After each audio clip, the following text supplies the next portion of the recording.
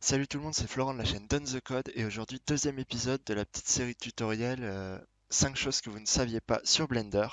Donc dans cet épisode, on verra le mode transparence, comment déplacer des objets, comment extruder, comment scale et ensuite quelques raccourcis clavier que je vous montrerai pour gagner du temps.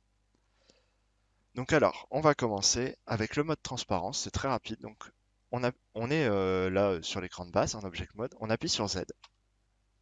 Et tout simplement, on va pouvoir voir à travers l'objet. Et donc ça, c'est super utile. Par exemple, si j'appuie sur Tab pour passer en Edit Mode, je veux sélectionner ici, bah, je peux sélectionner derrière en fait.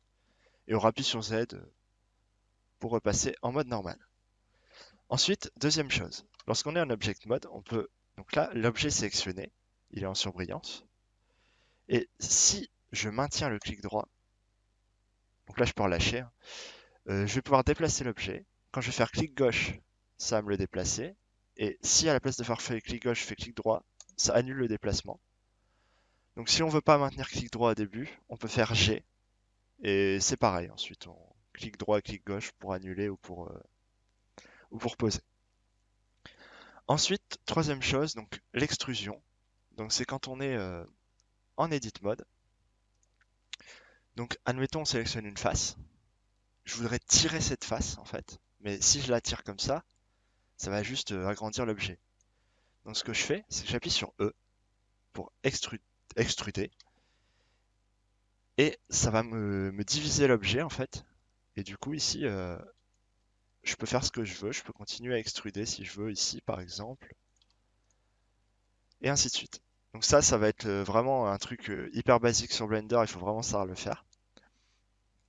Ensuite, si je suis pas content, admettons, donc là c'est un peu la quatrième chose, donc de la taille de cette face par exemple, je peux appuyer sur S pour scale, et donc ici, comme vous voyez, je peux faire ce que je veux ici aussi, et voilà.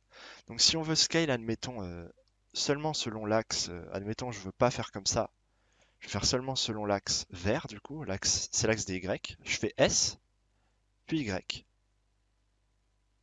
et ça va me le faire que selon cet axe. Et on fait clic gauche à chaque fois pour confirmer.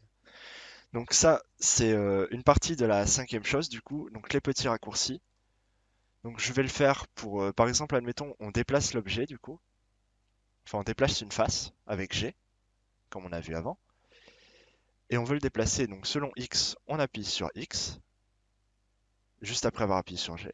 Si on s'est trompé, admettons, en fait, on voulait déplacer Z, bah, on sait pas grave, on appuie sur Z juste après, ou Y, c'est pareil. Clic droit si on annule le déplacement. Et ensuite, admettons, on voudrait faire une extrusion aussi, vers le haut, donc je fais E, et je voudrais extruder de une unité de mesure, admettons. Donc j'appuie juste sur 1.